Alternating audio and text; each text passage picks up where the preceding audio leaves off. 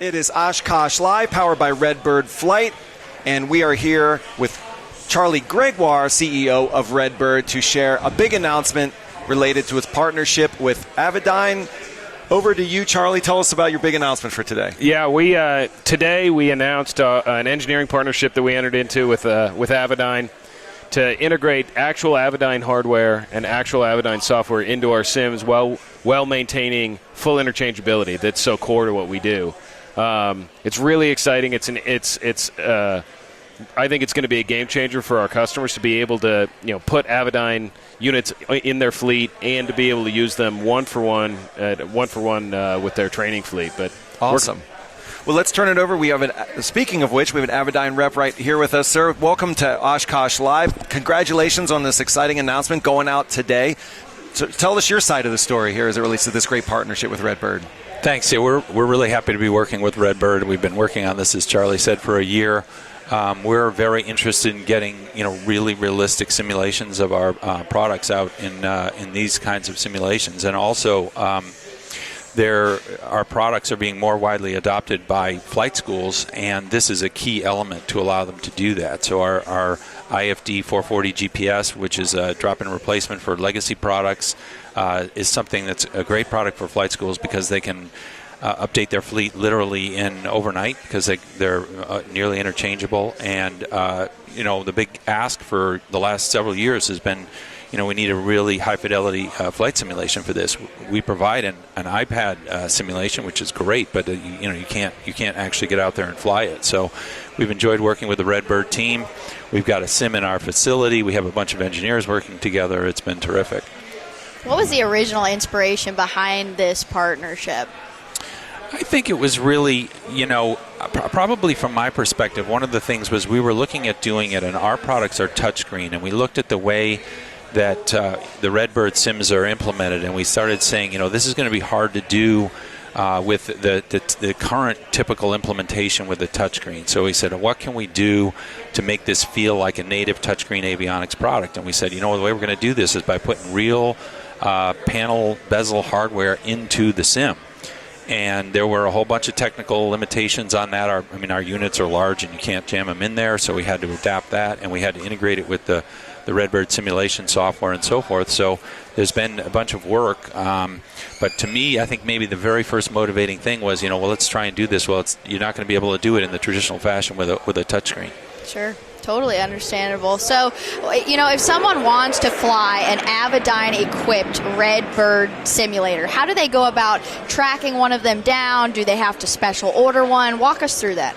So we're just starting. We've got the technical part working, and as Charlie said, it's demonstrated right behind us in the booth, and then commercially these will be available, and Charlie can talk about it more, as one of their aircraft types that they can use in their simulator.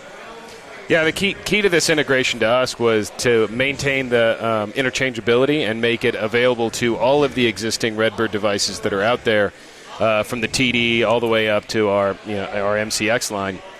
So it's built into our existing interchangeable hardware. It will be built into our interchangeable hardware. What we're showing off here is sort of the first engineering, the work product of the first engineering effort. So there's a 550 in this MCX here.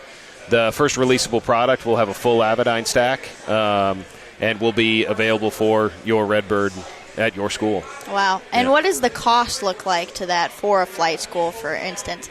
Well, there will be a cost component to add the new configuration on, but it'll be a fraction of what it would cost to integrate actual avionics or do this in a more quote-unquote conventional way. Sure. We don't build things in the conventional way. We build it in a way we feel like it meets the value proposition for the customer. So. Absolutely. Well, like you guys said, there is one here that people are testing out. What are their initial reactions? Dan, do you want to just give us a look into that? Well, I think at the end of the day, nobody's ever seen anything like this before, so people jump in there.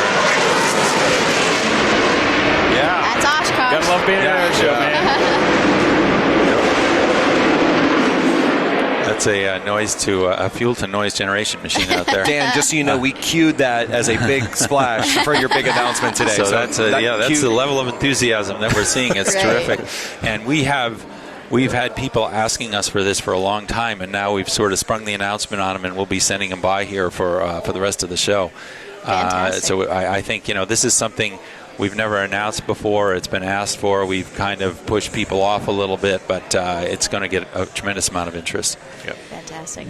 Well, clearly, for an announcement like this, putting it out at Oshkosh seems perfect, right? I mean, certainly press releases go out every day, but clearly a very specific, purposeful decision to put it out here. Obviously, not just on Oshkosh Live, but at the world's biggest aviation show. Yep. So, no brainer there, I guess, right? Nothing like it. That's right. This is the place to do it. Best way to do it. And we've been working on this really hard and springing on people right here at on day 2 of Oshkosh. So it's as good as it gets. So how high is the ceiling here? This partnership, obviously, big announcement today. You were talking a little bit. Go ahead. Yeah, sir. I can't even see the ceiling. It's blue sky above us. That's the best problem to have. Yeah. We're very happy to have a collaborative flight simulator manufacturer to work with. I think that we focus on making our products easy to use, and we're trying to make flying safer. And the way you make it safer is by making the products easier to use, but also making it easier to train on them. And so this has been something that we've dreamt up for a long time.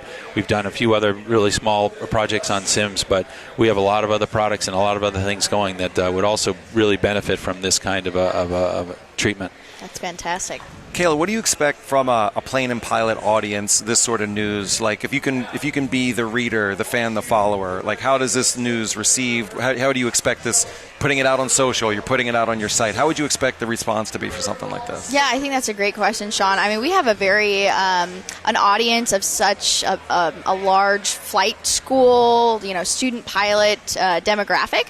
So I think this is a complete game changer. This is a time saver. This is a money saver. This is a big deal for especially the flight training community, but also, owners, if they maybe are curious about what's it like to fly behind an Avidyne panel. I think this gives them a great glimpse into that.